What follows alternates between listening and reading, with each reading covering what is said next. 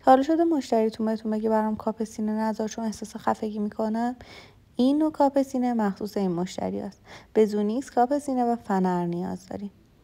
به این شکل که میبینید زونیکس رو میکشیم روی کاپ سینه و با خورد دادن و کشیدن حالت هلالی بهش میدیم و با سوزن ثابتش میکنیم. بعد با اتو زدن فراوون با بخار زیاد به زونیکسمون شکل هلالی رو میدیم.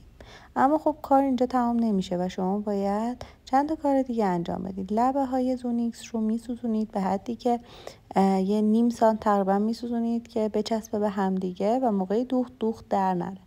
بعد میاد خطوطی رو طراحی میکنید برای اینکه حالت هلالیتون فیکس بشه. بچه‌ها ببینید از تن کار که در آوردن هنوز حالت هلالی داشت.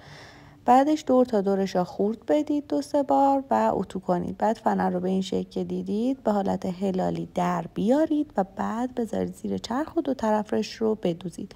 روی تمامی خطوطی که تعیین کردید وقتی که روی کاپ سینه بود باید فنر بدوزید چون این فنرها نگه دارنده هستن. اگر سینه های شخص بزرگتر بود باید یک فنر دیگه به این شکل اضافه کنید. بچه این کاپ های سینه چون هوا از داخلشون رد میشه خیلی راحت هستن.